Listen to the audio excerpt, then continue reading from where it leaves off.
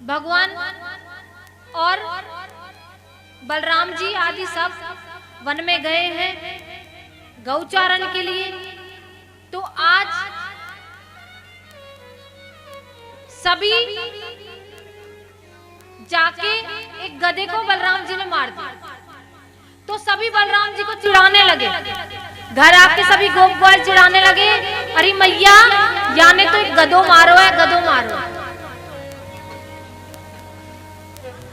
आज भी वो केशी नाम का जो राक्षस था, जो गधे के रूप में आया था, हमारे वृंदावन में घाट है आज भी, केशी घाट। केशी घाट पर बलराम जी ने उस गधे को मारा। सभी चिढ़ाने लगे कि मैया ये बलराम ने तो गधो मारो है, गधो मारो है।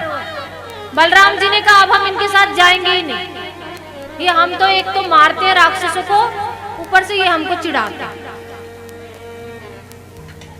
अगले दिन भगवान गए ही नहीं, बलराम जी नहीं गए। तो भगवान अपने सखा आदियों के साथ खेल रहे थे यमुना जी के तट पर। कालिया नाग यमुना जी में रहता था, जिसने सारी यमुना नदी को दूषित कर रखा। अगर यमुना जी के ऊपर से कोई पशु पक्षी भी आदि निकलकर चला जाता था, वह भी जो भी ऊपर से भी कोई जाता था तो वह भी विषैला हो जाता था, मर जाता था। वो कालिया नाग का जहर पूरी यमुना नदी को दूषित कर रहा है। गाय आदि जाती थी, वह भी मर जाती थी उस जल को पीकर। भगवान ने सोचा इस कालिया नाग का कैसे उद्धार करा जाए। तो भगवान ने सोचा कि हमको इसका उद्धार करने के लिए जाना पड़ेगा।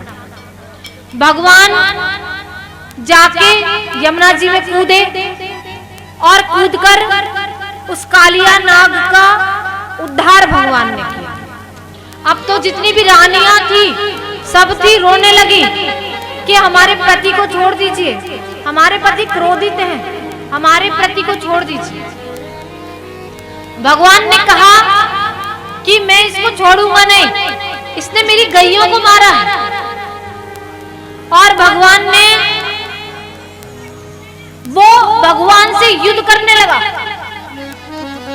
लेकिन कितना भी युद्ध किया भगवान से नहीं जीत पाया।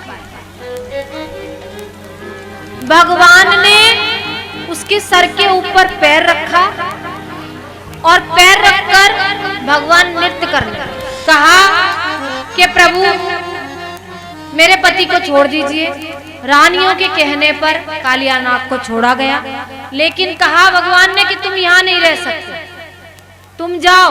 बोले हम कहाँ जाएं? हम जहाँ जाते हैं तुम्हारा गरुड़ हमको खा जाता है, तुम्हारा गरुड़ हमको रहने नहीं देता।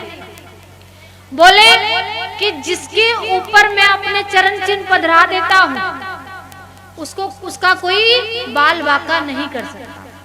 तुम्हारे मस्तक पर मैंने अपने चरण चिन्ह पधरा दिए हैं, अब तुम्हें चिंता करने की कोई आवश्यकता नहीं है। बोले कहाँ जाए? बोले बिंदु सरोवर में जाइए और वहीं रहिए। कालिया नाग का भगवान ने उद्धार किया।